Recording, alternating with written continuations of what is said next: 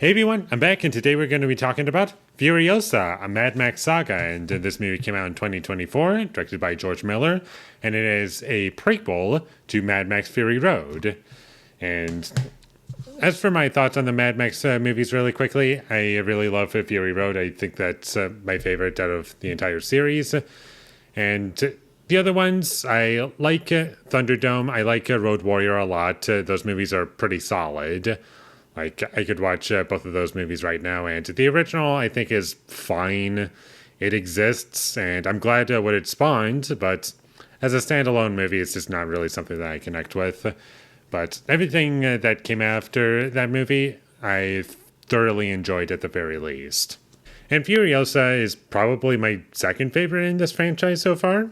I'll have to revisit all of these movies again, but I did think that this movie was very well shot, and I enjoyed the violence and the usage of practical effects that I really admired. And one criticism that I heard about this movie was that they were using more CG, and it was a lot more noticeable in this movie compared to Mad Max Fury Road.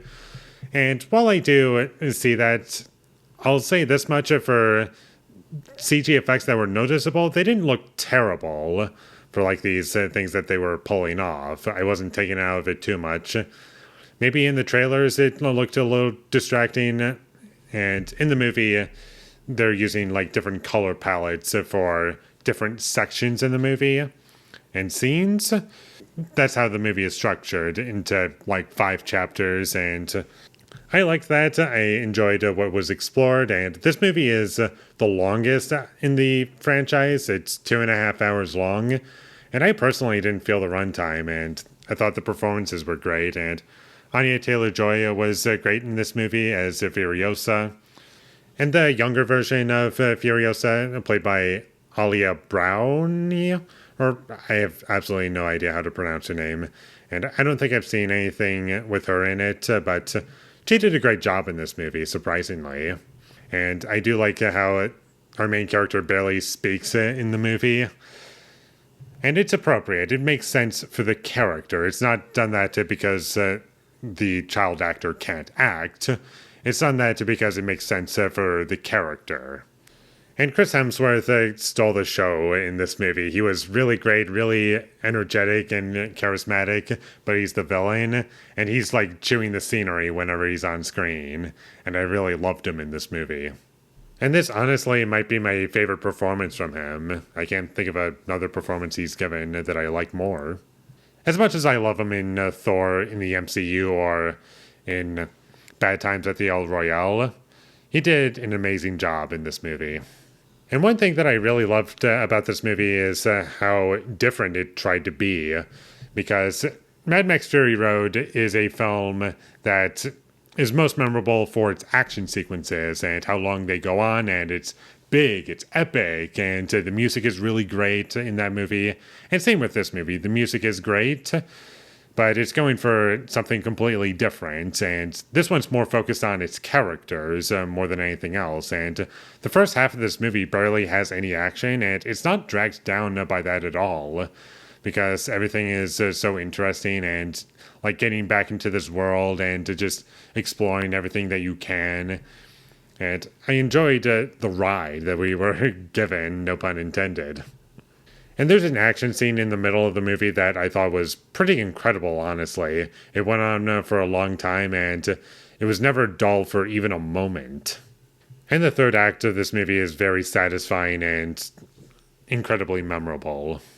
And my only real criticism with this movie is that the CG fire didn't look all too great at certain points, and they just forgot to use smoke for some reason. I don't know why. It's like fire and smoke. You'd think you would have both, but nope, they forgot.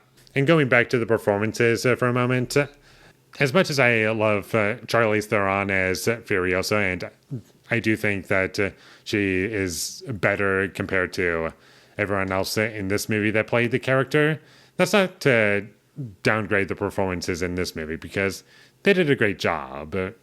Don't get me wrong, but I still prefer Charlize Theron just a little bit. Or is it Charlize Theron? I've heard both. Is it Charlize Theron or Charlize Theron? Let me know in the comments. I'm pretty terrible with pronouncing names. I'm no stranger to that, so. But anyways, I thought Furiosa was great. I would happily rewatch this movie in an instant. The action scenes are awesome. The characters are great. Chris Hemsworth steals every scene that he's in.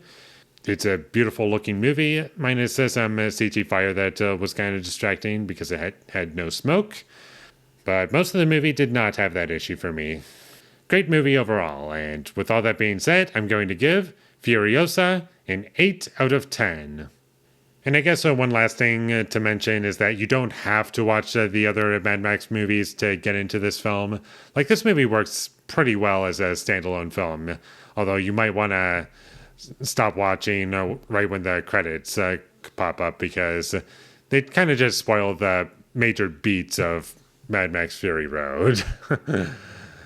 And that was a bit of an odd choice. I don't know why they did that, but whatever. Thank you for watching my videos as always. If you enjoyed this review, be sure to leave a like and comment down below what you thought of Furiosa, a Mad Max Saga, and my social media links. They will all be in the description, so follow me there. And last but not least, subscribe to be a part of Foley Nation, and I'll see when I get my next review up, and that is going to be for Pearl. So look forward to that, but until I get that up, thank you for watching, and have a great day.